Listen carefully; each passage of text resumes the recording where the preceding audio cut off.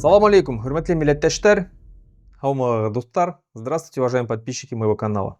Сегодня у нас в гостях очень интересный человек, уроженец города Казани, журналист, и в прошлом, и сейчас журналист. В прошлом был журналист Идель Реали, Идель Реали Поволжье. Ну а сейчас он ведет, автор и владелец сайта Всходы, который пишет свои статьи на русском и на польских языках. Андрей Григорьев у нас в гостях. Здравствуй, Андрей. Привет, Руслан, и здравствуйте, уважаемые зрители и слушатели.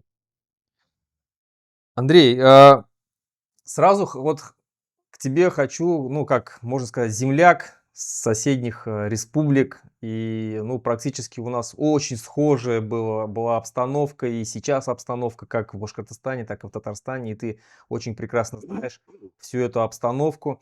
И ты родился в Казани же, правильно? Вот расскажи немножко о себе вообще, Да. вот о своей жизни в Казани. Как начинал вообще, как пришел к журналистике? Но в журналистику на самом деле я попал случайно. У меня диплом юриста, причем по уголовному праву, но это было в далеком 2000 году уже. Вот. И я сначала начал заниматься криминальной журналистикой, а потом вот постепенно так пошло-поехало. Я переквалифицировался, но это, наверное, уже не в нулевые, а в десятые окончательно произошло в оппозиционного журналиста.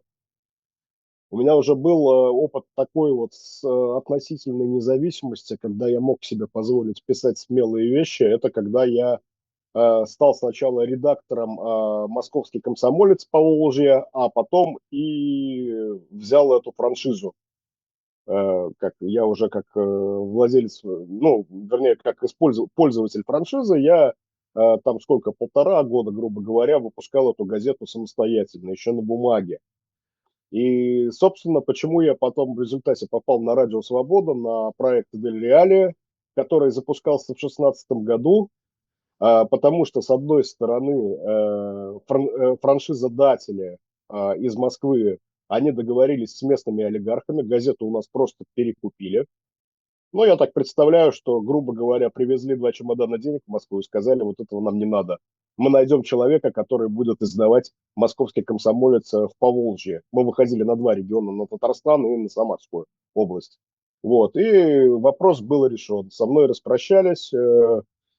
Тут как раз люди запускали вот этот вот проект Дель Реале, и они, изучив местный рынок, к тому времени уже достаточно зачищенный от всех независимых, они удивились, что я себе в московском комсомольце позволял достаточно смелые вещи.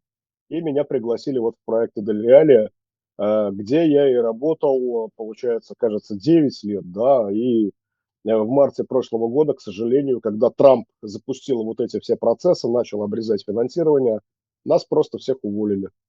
Но в такой же ситуации оказался я и моя жена Алина, которая вот со мной в Варшаве. Соответственно, в Варшаву мы попали в 22 году с началом полномасштабной войны России против Украины. И я уже там заработал себе, здесь, вернее, я заработал себе статус террориста. И в иноагента нас включили еще, когда мы в России находились. Ну и, собственно, я уже получил политическое убежище. И вот, видимо, в Россию я вернусь не скоро. И останется ли вообще что-то от России к этому времени, тоже большой вопрос. А почему ты пошел в оппозиционную, вот, ну, вообще, вот, журналистику? Я бы сказал, что это вот меня, ну, как-то жизнь, наверное, подталкивала к такому пути, потому что я никогда, ну, я бы не сказал, что я прям стремился целенаправленно там вот что-то вот писать вот об этом или о том, но просто как-то наблюдая, сравнивая, я пробовал разные варианты. Я, например, Обостренное чувство справедливости?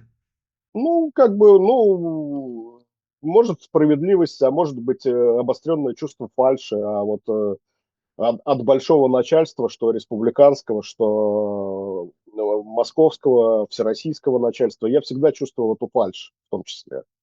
И мне было некомфортно в этой среде, мне было некомфортно, было бы некомфортно писать заказуху, вот эти вот статьи, которые сейчас пишут все российские медиа, де-факто превращенные уже в пропаганду.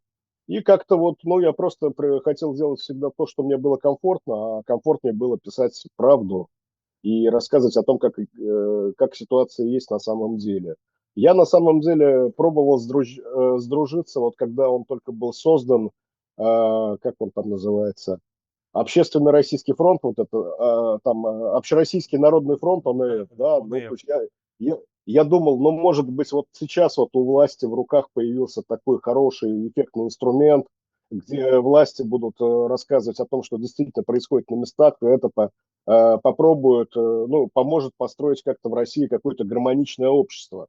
Но я в результате насмотрелся на это изнутри, я съездил на один съезд ОНФ, и я понял, что это, в общем, такие номенклатурные комсомольские вожаки, которые, ну вот, не рядовые ребята, там были хорошие люди, а вот именно вот верхушка, это, в общем, та же самая номенклатура, которая ничего хорошего не делает.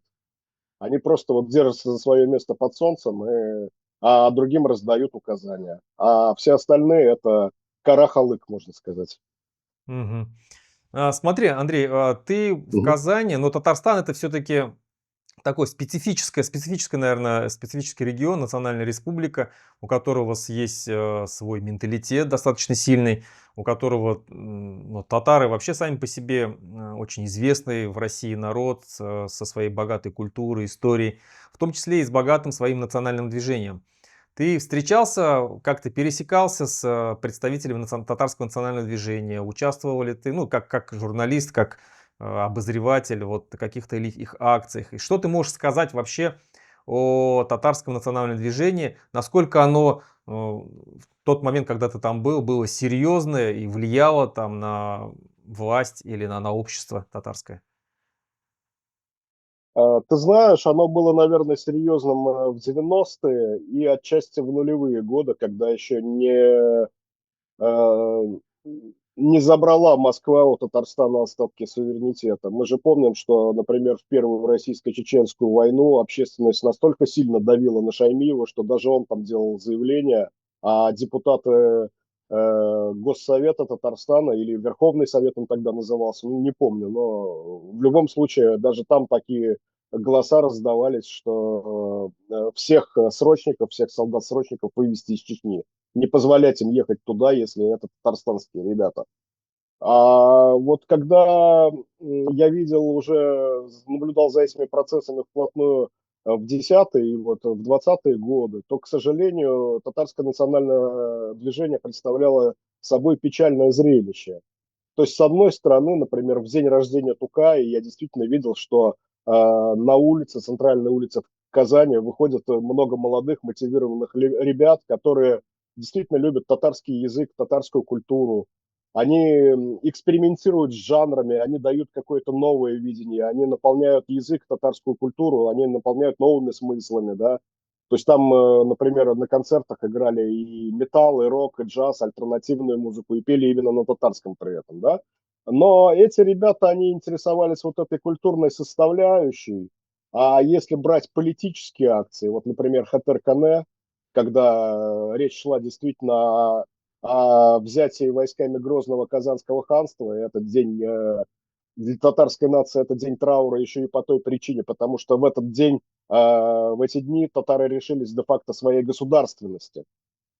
И вот когда на Хатер-Кане я видел, что сколько приходило туда людей в 90-е и еще в нулевые, приходили уже в основном старики, аксакалы, очень небольшая прослойка людей. И не было поддержки широкой общественности, но в том числе и потому, что, конечно, Центр и ФСБшники всех пугали. Последние несколько лет, когда я еще снимал эти акции в Казани, было совсем мало народу, потому что кого-то могли, например, отловить и предупредить за день до акции, кому-то уже после митинга, после вот этой акции вручить протокол о том, что они что-то там нарушили, что-то не то позволили себе сказать. И, к сожалению, да, это было очень печальное зрелище, поскольку я видел, как вот эта репрессивная машина, она давит вот это национальное движение. И, конечно, открыто заявлять о проблемах, открыто продолжать встречаться на День памяти публично и говорить не самые лицеприятные вещи могли позволить уже себе только аксакалы из аксакалов, такие старые люди, которые уже, ну, видимо, не боялись, они уже как бы могли себе позволить эту... Идейные, да? Да, наиболее идейные, да, вот, ну, вот те же самые ребята, та же самая молодежь, которая с большим воодушевлением посещала вот татарские культурные мероприятия, они уже туда не шли. Если там был кто-то молодой, то буквально единично, один-два человека. Ну, потому что их легче было, видимо, задавить, напугать тем же силовым структурам, а с аксакалами еще более или менее считались. Хотя опыт последних лет показывает, что нет, абсолютно. Их тоже хватают, их тоже бросают в СИЗО, им тоже какие-то обвинения навешивают совершенно абсурдные. Поэтому, конечно, да, публично это все было задавлено. Кстати, я же тоже, можно сказать, ну, я из башкирского национального движения и начинал в Кукбуре, потом в организации Башкорт мы создавали. Когда, я помню, мы приезжали на Хатер Куйны, когда в 2012 году, как раз когда была такая круглая дата, и там было очень много народу тогда, очень много, и приезжали там и чуваши, и марийцы, и достаточно сильно такое было. Но сейчас, да, Я еще, да, я еще застал отдельных людей, которые из Чувашии, из Мариэл приезжают. Они, если покопаться, я могу найти даже на снимках, но это было уже в единичном тоже, ну, буквально единично, вот один-два человека, там, не больше. да, еще меня всегда, что, скажем так, возмущало в этом во всем, это то, что стоит памятник воинам, русским воинам при взятии Казани, погибшим, да, русским воинам, и нету такого же памятника. Если хотят хотя бы равноправие, как должно быть, то хотя бы должен быть стоять памятник такой, как памяти погибшим при защите Казани, да, татарским воинам. Его нету. Ну, либо этот снесите, да, либо тогда постройте другой, такой же. Но вот этого нет, и меня это, конечно, всегда возмущало. Вот. Там, смотри, там немножечко ситуация даже, наверное, сложнее. Ну, во-первых, я считаю, что, ну, вот именно как какой-то исторический артефакт ничего сносить не надо, да? Тем более он стоял там полузатопленный на острове, вот этот вот храм-памятник, да?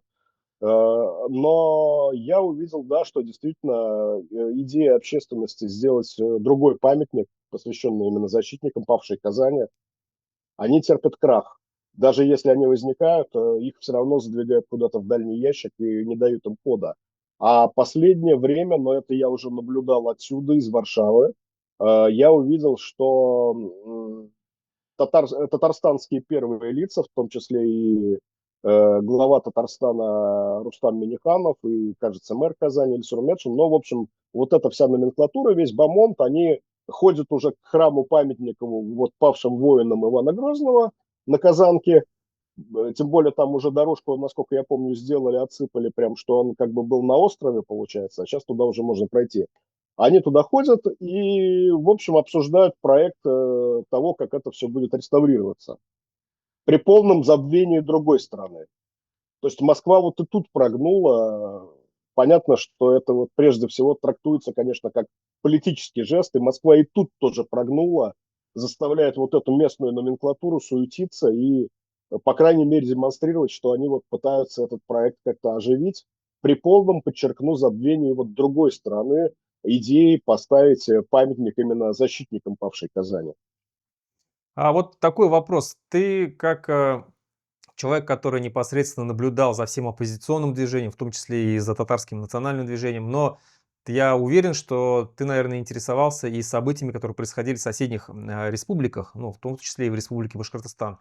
Особенно когда такие значимые, сильные события протестные. Как бы ты мог сравнить татарское национальное движение с башкирским национальным движением? Вот насколько они разные и в чем, если есть? А, Мне кажется, вот я не буду углубляться далеко в историю, но мне кажется, такая очень важная переломная точка случилась, когда Вот эти вот все процессы пошли с упразднением должности президента национальных республик. Это, кажется, 2010, да, год, и потом убрали Муртазу Рахимова, и потом была очень памятная история с передачей, прихватизации активов в Башнефти, да, вот эти все процессы, они были очень памятные, и это происходило в Башкортостане, а в Татарстане э, как будто Минтимир Шаймиев передал власть преемнику Рустаму Минниханову, как будто они что-то там отстояли, они смогли защитить Татнефть, Таграс, там, Таиф, вот все свои крупные предприятия. Туда все равно потихонечку сейчас приходят чужаки, но это отдельная история. И поэтому у тех же националистов в Татарстане таким образом вот местное руководство, оно поддерживало иллюзию, что вы не бузите, не выходите там на улицы, на площади, начальство мудрое, оно за вас все равно решит, оно с Москвой договорится, оно возьмет у Москвы все равно, хотя мы сейчас большую часть своих налогов, собранных здесь, отдаем Москве, но мы возвращаем в виде всяких инвестиционных программ. Так что вы не бузите, все нормально, мы договоримся, просто сидите тихо. У меня сложилось впечатление, что в Башкортостане как раз вот многие националисты, они увидели, что происходит, что республику лишают ну, вот именно остатков своего суверенитета, тех действительно реальных атрибутов государственности, которые республика получила, взяла в 90-е, и в башкирском национальном движении начали формироваться такие очень сильные, яркие фигуры, ну, как, например, ты, я еще за другими людьми наблюдал, да, которые именно с низов вышли откуда-то, да, они не наверху где-то сидели, а вот вы именно собирались на низовом, на среднем уровне и подтягивали к себе народ. И очень памятный, конечно, был момент, когда была защита вот этих шиханов, да, Куштау, да, она показала, что действительно башкирское национальное движение, оно и в этом плане тоже играет очень мощную роль, очень ярко и выразительно, оно не боится с чоповцами теми же вступать в конфронтацию довольно жесткую, а в Татарстане такого уже не было. У нас там были свои, ну, такие экологические проблемы, к которым пытались тоже подключиться татарские националисты, но это было, опять же, вот на уровне нескольких там аксакалов.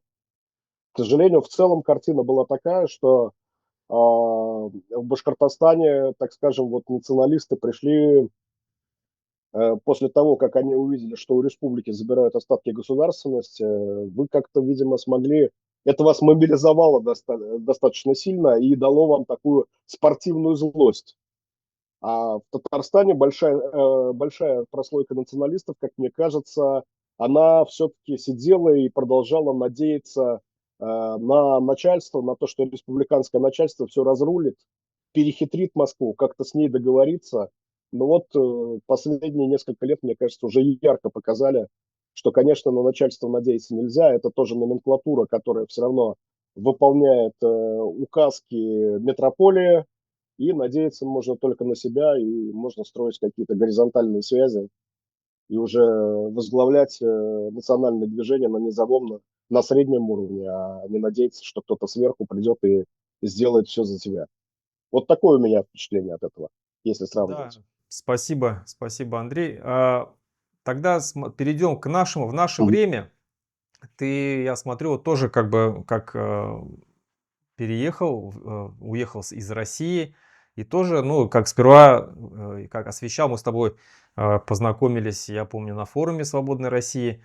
Э, Там ты написал очень отличную статью. Ну, тоже вот был в оппозиционном во всем этом движении.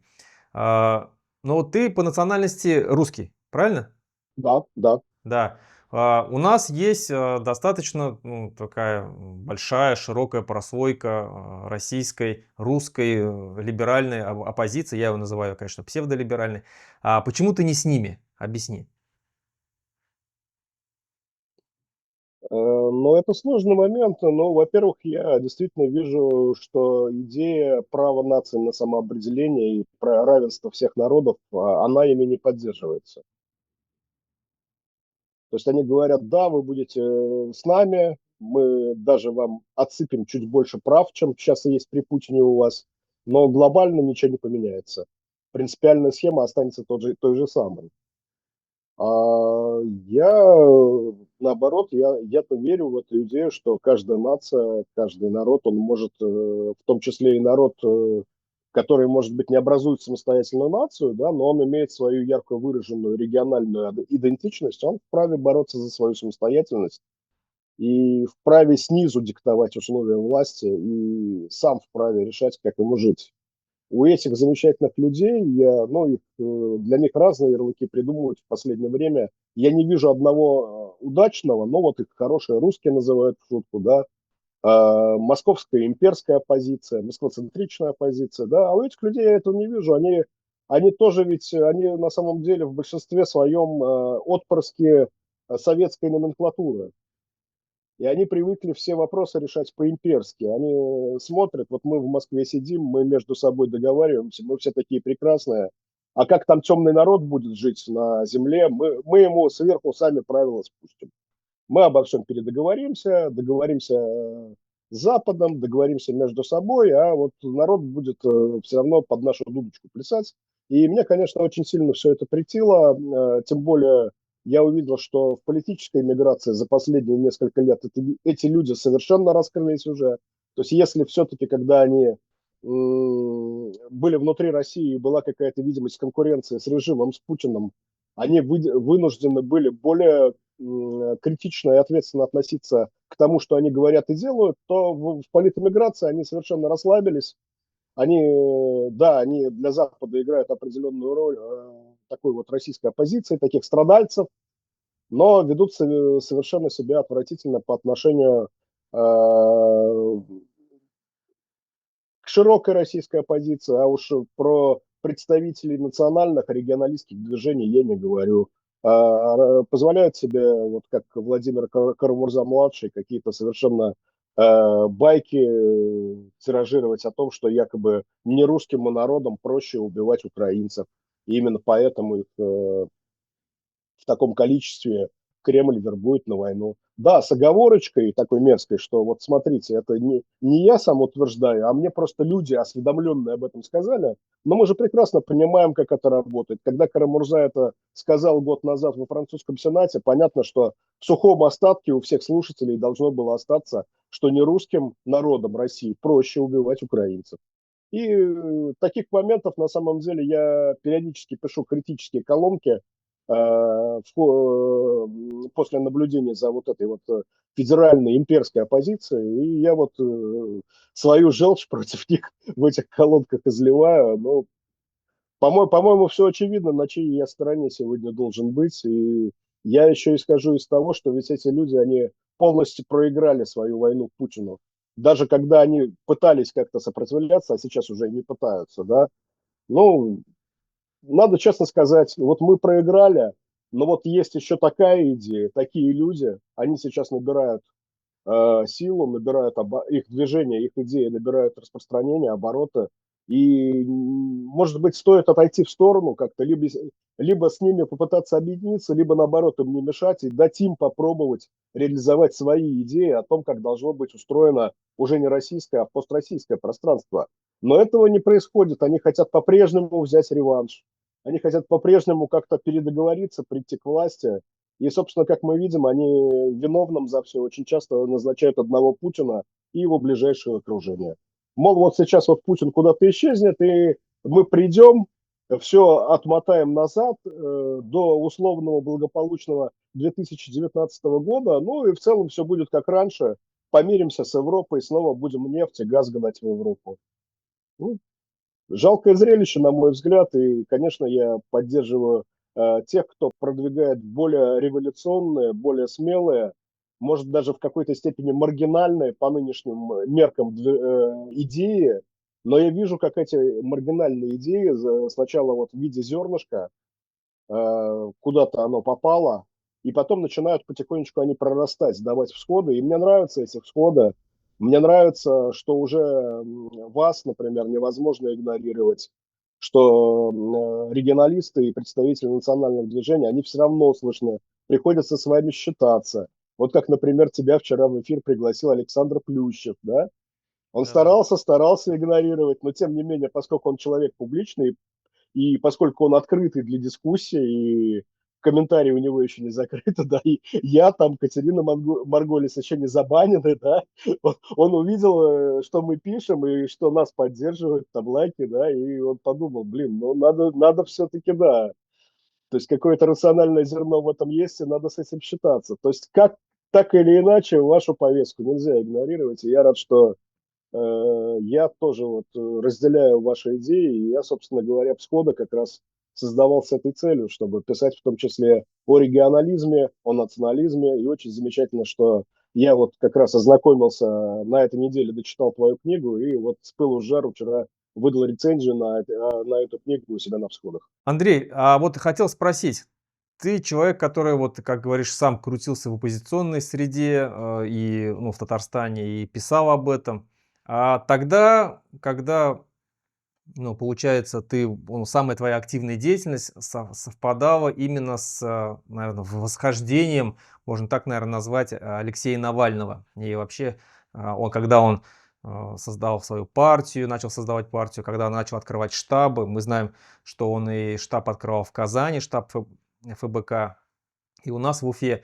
А был ли ты ну, вот на открытии этого штаба? Встречался ли ты там в то время с Алексеем Навальным, когда ему задавали вопросы? Я помню, там ему про татарский язык и про федерализм задавали вопросы. И вообще, как ты относился к его деятельности тогда? Поддерживал ли ты его? Или уже тогда ты относился к нему скептически? Мгм. Нет, смотри, я, к сожалению, не попал на открытие его штаба, да, ну, там другие ребята у нас сходили, но он у меня вызывал с самого начала противоположные чувства, то есть был какой-то, например, гонор такой, вот именно столичный гонор, если не у него, то у его окружения, да, как они отвечали, например, на журналистские запросы, да, как они вообще работали с журналистами там, то есть могли там от прессы уже тогда, вот в те годы, ну, условно говоря, в середине 2010-х отмахнуться, сказать, мы тут серьезные вопросы решаете, а вы тут с нами, к нам, мы тут серьезные вопросы пытаемся решить, серьезной деятельностью занимаемся, а вы тут к нам с какими-то мелкими вопросами лезете, да? То есть я, в принципе, оценивал его неоднозначно. Более того, я тогда еще даже не копал глубоко и не читал, что он, например, писал в своем живом журнале про российско-грузинскую войну, да, вообще про отношения к другим народам. Но я видел, что это достаточно сложный чувак, и я не знал, стоит ли его однозначно поддерживать. Но, конечно, я видел, что ему стоит давать трибуну, а потому что действительно это какая-никакая, но альтернатива все-таки путинской власти.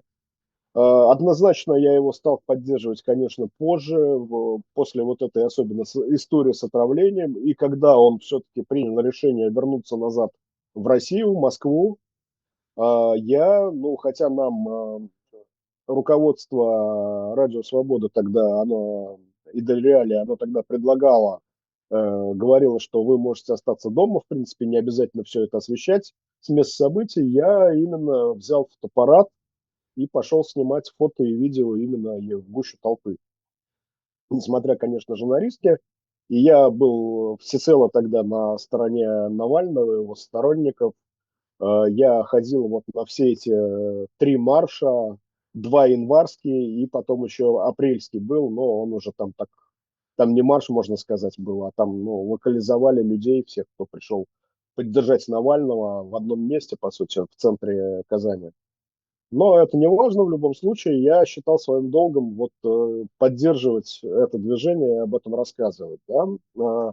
Я заметил еще одно. На самом первом марше январском в поддержку Навального, хотя вот сами навальнисты, они очень часто делали акцент, что люди вышли только в поддержку Навального, и только потому, что вот там еще был фильм вот этот про дворец Путина опубликован. Но на самом деле я вижу, что просто навальнисты тогда, они сработали как вот это объединяющее движение. Я увидел на улицах рядом с собой много людей, которые, в принципе, не поддерживали Навального и однозначно не были навальнистами, но они тоже пришли на эту акцию. И лозунги тогда были шире. Свободу не просто Навальному, а свободу политзаключенным, всем заключенным. И долой репрессии, долой коррупцию. И то есть, да, вот тогда вот на короткий промежуток действительно Навальный и его команда, они смогли взять на себя роль такой объединяющей силы, но, к сожалению, как я увидел, эта сила уже тогда была недостаточно мощная. Никто, конечно, не был тогда готов идти на баррикады, а режим уже тогда был готов избивать и убивать. И просто общество еще этого не осознало, и это был, можно сказать, такой последний момент, когда вот надо было это осознать. Все, режим окончательно стал террористическим. Никаких дальше развилок. Нельзя ничего решить мирным протестом. Дальше будет только хуже, дальше будет только закручивание гаек.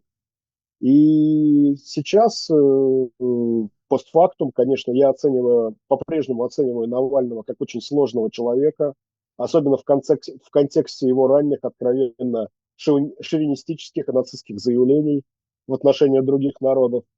Но я понимаю, что он все-таки эволюционировал как-то со временем, и эволюционировал бы он окончательно, дал бы он, ну, допустил бы он в своих мыслях и в своих речах, что, например, другие народы, национальные республики в составе России имеют полное право отделиться и строить государство уже, как они считают нужным. Мы не знаем, конечно, это уже неизвестно, но я видел то, что у него была определенная эволюция, а у тех, кто продолжает называть себя его сторонниками, к сожалению, никакой эволюции нет. Более того, я вижу, что сейчас на фамилии Навальный они просто пытаются создать религиозный культ. Я заметил, что людей, которые вообще пытаются проанализировать, почему Навальный в 2021 году вернулся обратно в Россию, предвидя тяжелые для себя последствия, этих людей единицы. А большинство какие-то уже религиозные сказки предпочитает рассказывать, видимо, надеясь на то, что толпе это прокатит. Вот, например, Екатерина Шульман, она вообще открытым текстом говорила, что Навальный своей жертвой, своим жертвоприношением искупил грехи россиян, да, в том числе и за то, что происходит в Украине. Ничего подобного. Это не была жертва, это была осознанная политическая игра. Он просто очень высоко поднял ставки и не рассчитал свои силы. Это был смелый поступок, да, но И переоценил российский народ. да, и переоценил российский народ, потому что когда я в итоге подсчитывал даже по завышенным оценкам ФБК, сколько людей вышло на улицы городов в его поддержку, если размазывать это на все количество населения России, это получится какая-то статистическая прогрешность в любом случае. Все равно этих людей было очень мало. А люди, которые спекулируют сейчас на имени Навального, они пытаются превратить это в религиозный культ и продавать это как религиозный культ, чтобы людям, другим людям, которые несут свежие идеи, было трудно и даже невозможно с этим спорить. Потому что можно сразу перейти на эмоции, крикнуть: вы нас оскорбляете, вы оскорбляете светлое имя борца с путинизмом, и на этом закрыть дискуссию. Дискуссии нет, вот что печально. И навальнисты, я подчеркну еще раз, они никак не эволюционировали. Они уже прошлое, по сути, как и Путин. Я даже добавлю, я думаю, что они, наверное, мне кажется, разбазарили все, весь тот вот потенциал, который был, вот то, что сделал Алексей Навальный, то, что сделал ФБК тогда еще находясь там, в России, и то, что сейчас они реально все спустили в унитаз, наверное, можно так, наверное, назвать, весь этот капитал, весь этот потенциал и всех своих сторонников. Ну и сейчас они практически, вы представляете себе жалкое зрелище, наверное, так можно сказать. Да, да, если ты имеешь в виду моральный капитал, то да, они его полностью растранжирили. Они ушли даже не в ноль, а в минус. И А моральный, материал, и человеческий капитал. да, То есть да. сторонников убавилось очень сильно у них. Да, но материальный капитал тому же Волку по-прежнему позволяет жить припеваючи.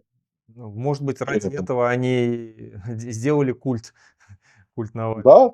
Но, то есть понятно, что большая часть от них отсеялась, они уже не влияют на мейнстрим, но какое-то ядро вот этой секты, они действительно фанатичные, сторонники этого культа, и они продолжают там денежки им присылать и делать то, что скажет Волков и компания.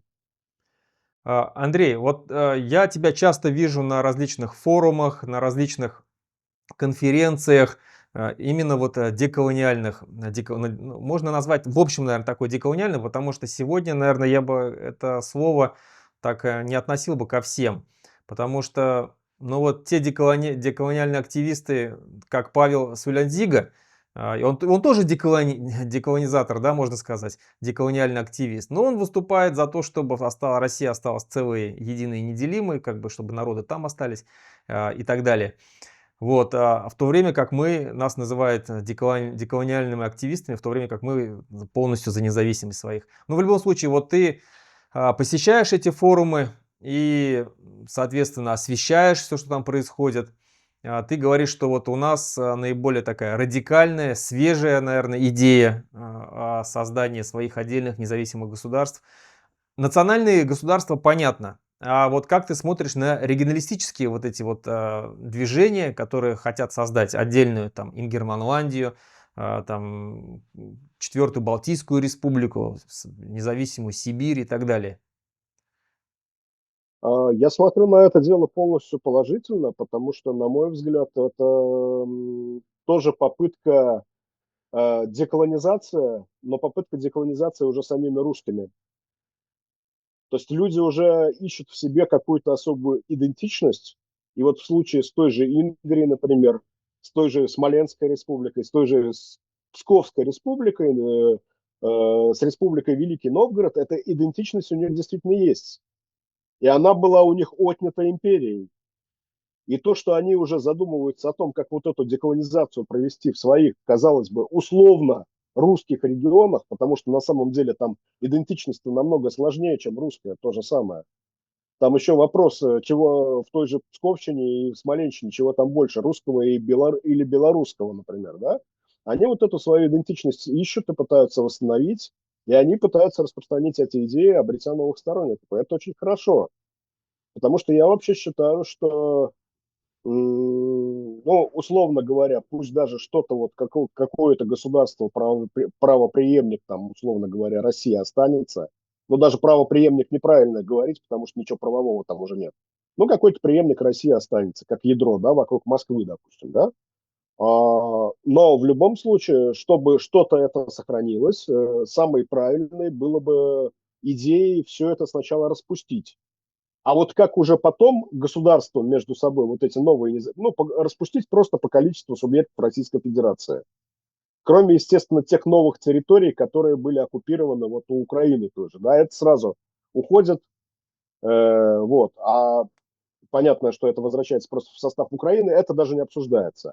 А вот то, что мы представляли много лет, 30 лет, как Российскую Федерацию, хорошо, если субъекты все равноправны, если субъекты все именно, субъекты этой федерации именно субъектны, то да, давайте сделаем так, что они все автоматически становятся независимыми, а там кто как захочет. Кто-то остается вот в границах своей республики один, кто-то ищет союзов с соседями, возможно, каких-то более сложных форм, экономических, таможенных союзов, форма конфедерации, да, и вот начинается процесс объединения, но уже с нуля, снизу начинается процесс объединения, а не так, что вот все остаются в России и придумываются разные сложные механизмы, которые на практике никогда не будут реализованы. Нет, вот все самостоятельно, все независимые, а потом, как хотят, между собой уже договариваются и объединяются. Вот ты написал очень классную рецензию на мою книгу «Путь к свободе». Спасибо тебе большое. Вот Спасибо. что ты бы выделил вот в этой книге, которую ты прочитал, и какие идеи, ну, как тебе показались наиболее, наверное, значимы, а какие спорные идеи, Мгм. мысли? Но в целом, как я уже тебе говорил, правда, в частном разговоре, да, у тебя получилась замечательная книжка, которую можно воспринимать как дорожную карту. И более того, она показала осязаемый образ того, четкую картинку, как может быть обустроено построссийское пространство. Потому что когда я, например, слушаю и читаю тех же самых москвоцентричных вот всех этих имперцев, да, вот всю эту старую российскую оппозицию, когда они рассуждают о прекрасной России будущего, там либо нет четкого осязаемого образа, либо этот образ, он полностью копируется с поздней ельцинской или ранней путинской России. То есть я не вижу там никакой существенной разницы. А ты построил, дал читателю совершенно четкую картинку, как будет выглядеть одно из государств на территории пост-России. И это очень здорово. Эта картинка, она вот прямо, как говорю, осязаемая, там, ну, вопросов не остается по большому счету. Более того, ты очень много, очень большой пласт отношений с соседями там затронул. А на кого Башкортостан может сделать ставку, да, как объединяться, как, например, в случае спорных территорий вопросы решать.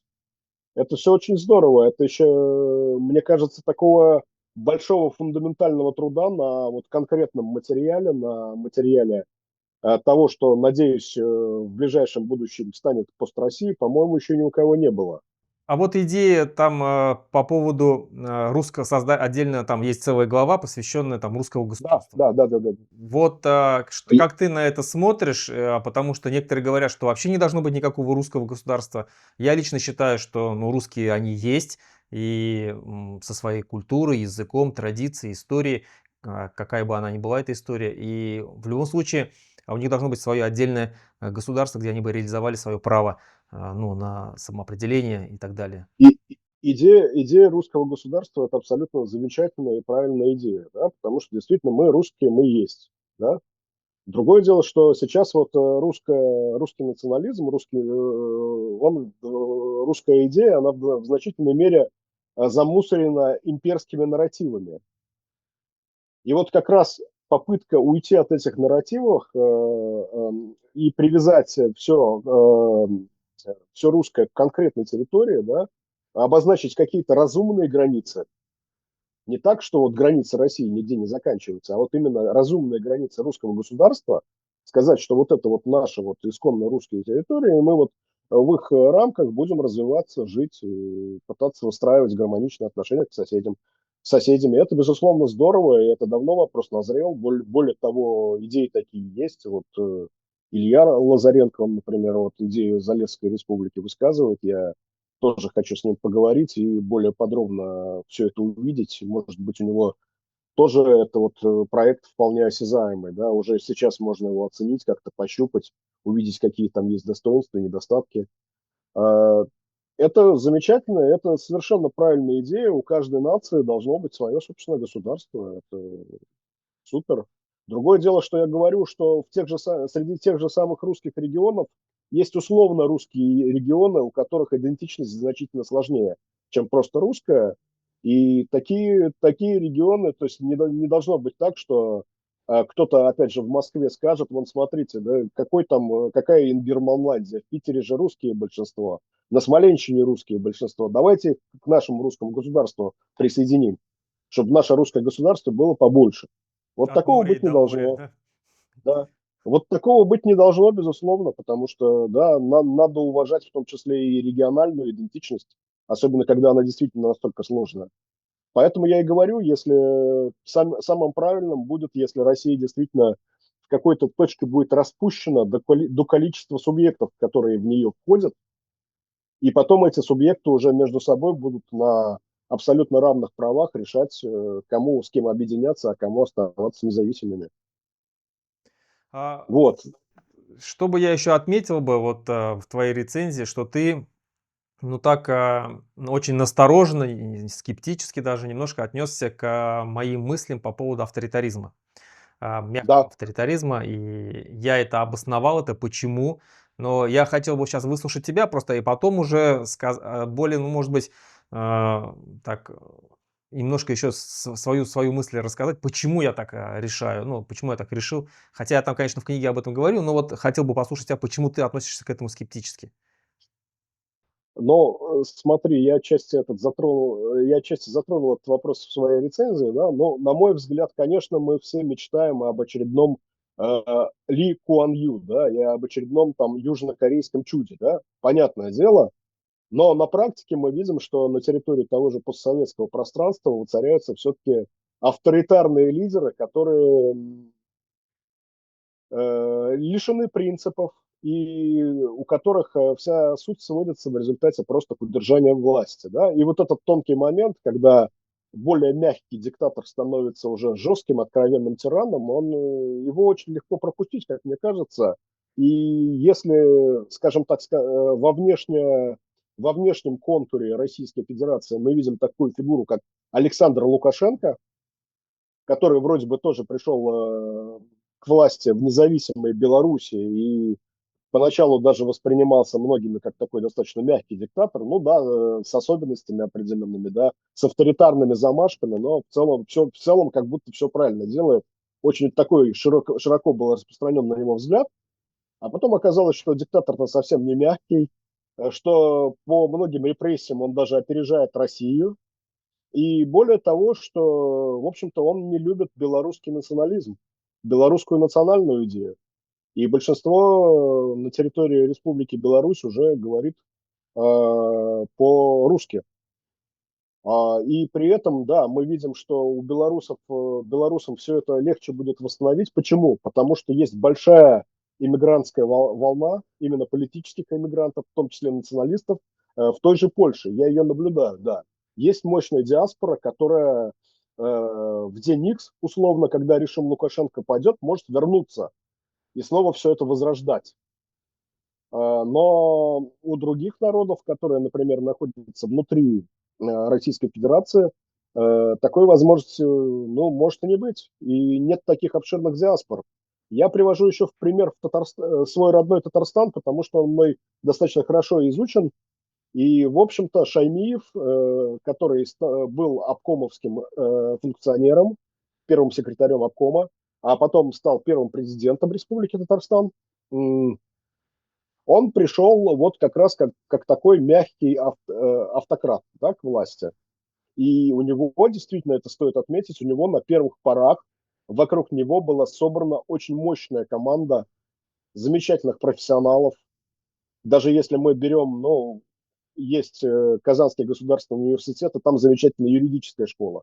Вот даже то, как они писали юридические документы, выстраивая отношения с Москвой, когда они писали новую конституцию независимого Татарстана, суверенного Татарстана, все это говорит о том, что действительно Шаймиеву в какой-то момент удалось этой идеей увлечь профессионалов. Но по мере того, как авторитарные замашки у него стали все больше и больше давать о себе знать, был, например, такой момент, как в 98 году, как бунт глав районов, когда люди, по сути, пытались просто напомнить Шаймиеву, что формально-то Татарстан все еще демократическое государство, и надо дискуссии вести. Но этот бунт глав был подавлен, был создан ручной парламент республиканский, да, и я увидел, что профессионалы все-таки покидают команду Шаймиева один за другим. Многие покинули его команду именно из-за принципиальных разногласий, потому что их принципы не позволяли себе идти у него на поводу. А сыновья Шаймиева вдруг оказались миллиардерами. Тоже очень показательный момент и очень показательно отличающий его от того же Ли Куан Ю. Вот. А, И главное, да, Да, да, и да, да, главное, да. вот к чему я подвожу, что вот этот авторитарный стиль руководства, он оказался плохой, он оказался никакой защитой против внешней экспансии. Потому что когда федеральный центр начал закручивать гайки обратно, им уже не нужно было тратить время на Госсовет Республики Татарстан, на какие-то другие институции в Татарстане, а им было достаточно договориться, либо запугать одного Шаймиева и его семью. И вопрос был решен. И уже Шаймиев все делал так, как им надо. Вот Хорошо, в этом давай, в этом давай я вот вижу узкий момент. Давай мои аргументы теперь. Во-первых, начнем с того, что Татарстан все-таки это не было независимое государство. И он считался с российскими законами, в том числе и Конечно. с президентом, который сидел в Москве. Он вынужден был считаться и идти там на какие-то компромиссы, либо даже на поводу. Это первое. Второе. Самое главное здесь, я считаю, что ты смотришь как русский человек, для которого ничего не угрожает вашей идентичности. Абсолютно ничего, потому что в России для русской идентичности есть все. Все школы на русском языке, телевидение, весь контент на русском языке. Любое придешь учреждение, там, больницу, куда-то на завод или куда-то, все на русском языке. То есть культура расцветает, писателей много русских, которые пишут на русском языке, поэты и так далее, то есть фильмы снимаются. Все нормально с этим. Теперь посмотри на нас, с нашей стороны. Вот если мы берем просто вот пирамиду Маслоу, где в самом низу есть самые необходимые, скажем так, факторы для выживания. То есть еда, условно, да, то есть там тепло, чтобы ты мог просто себя как-то прокормить, чтобы просто выжить. И вот сейчас мы находимся в такой позиции, что нам сейчас просто надо выжить как народу. Если вам ничего не угрожает, то мы стоим на грани гибели. На грани гибели, потому что у нас практически нет уже языка. И у нас культура превратилась, как вот ты правильно отметил, сувенирные мы стали. То есть на потеху там Москве, там пляшем, танцуем, поем.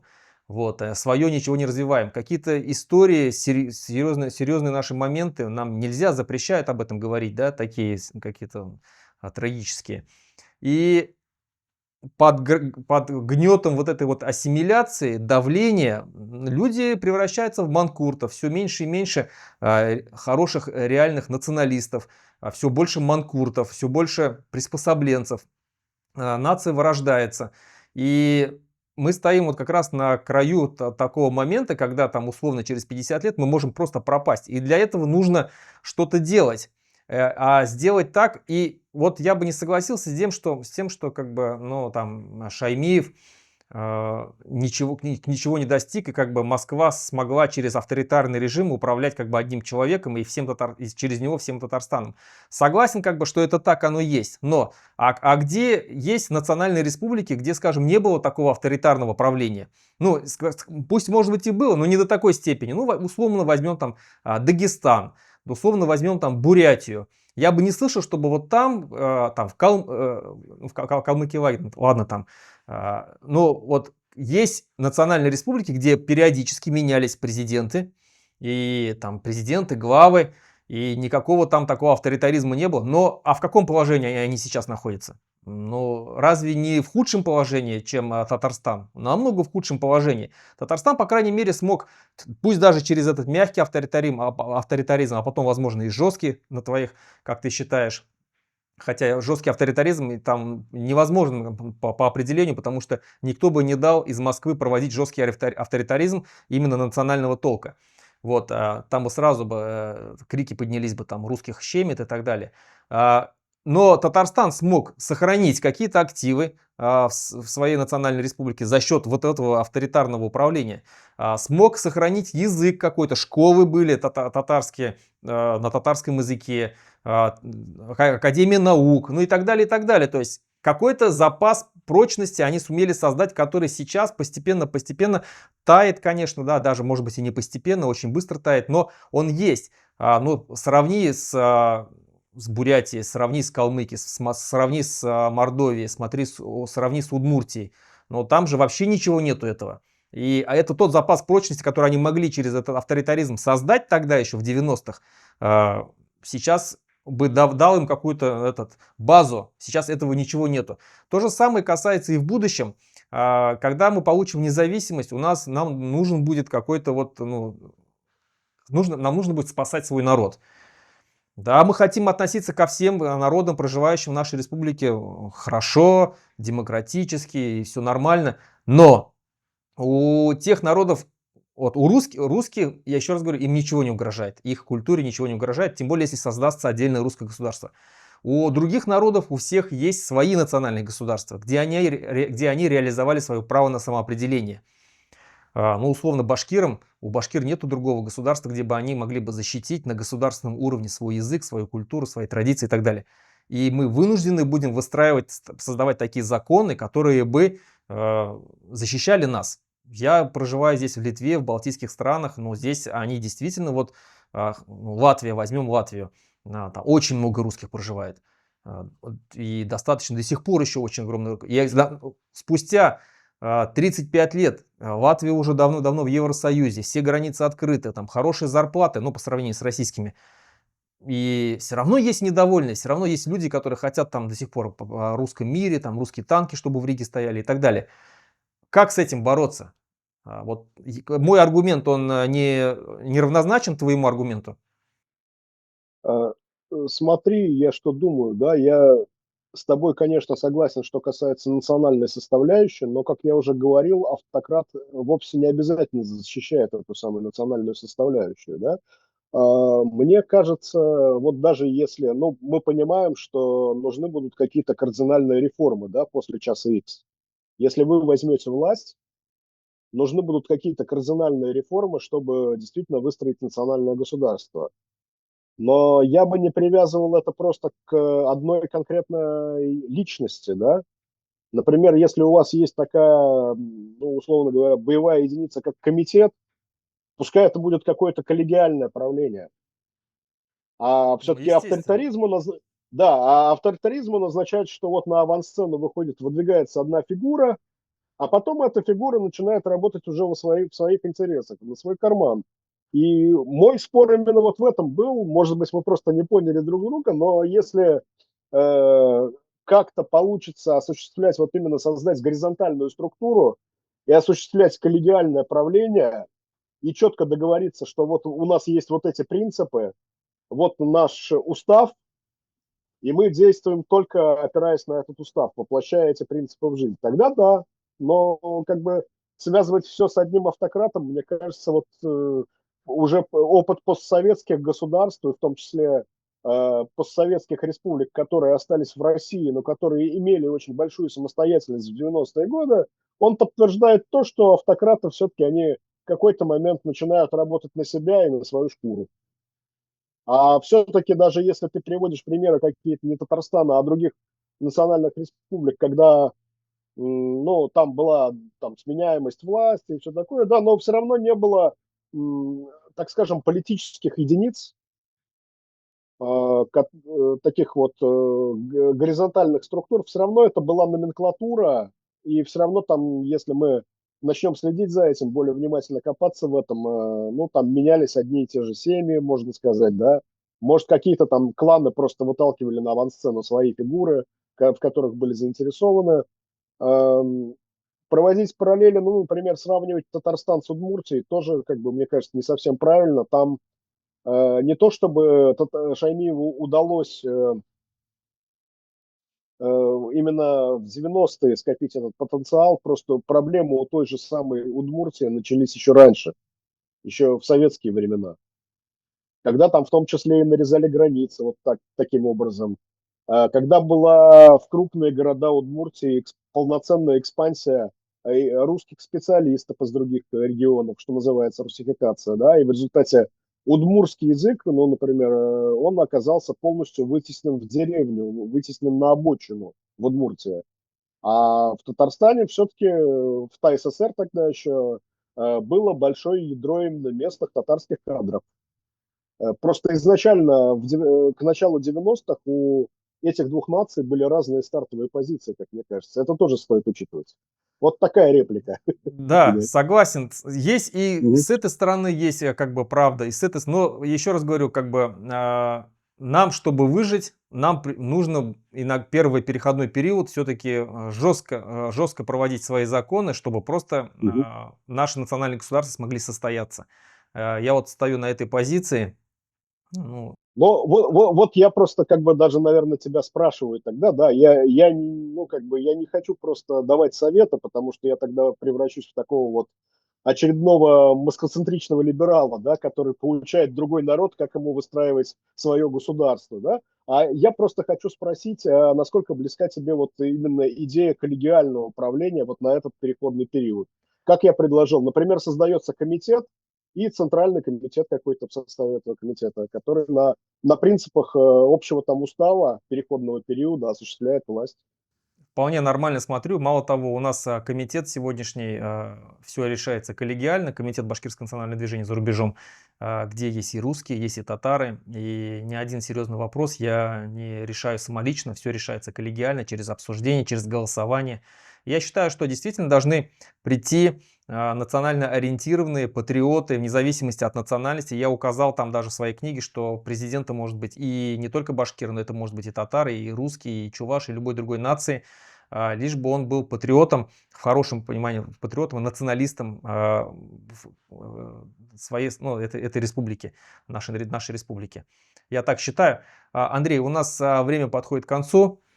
Спасибо большое, очень было интересно, очень круто, я считаю, что мы поговорили. Я думаю, что нужно почаще нам встречаться, обсуждать, потому что есть что обсуждать. И тем более события, которые происходят сейчас, вот в оппозиционной среде, среди деколонизаторов, среди хороших русских, тоже стоит обсуждать нам. Спасибо большое, Полностью Андрей. согласен. Спасибо тебе, Руслан. И спасибо всем, кто нас смотрел и слушал. До свидания. До свидания.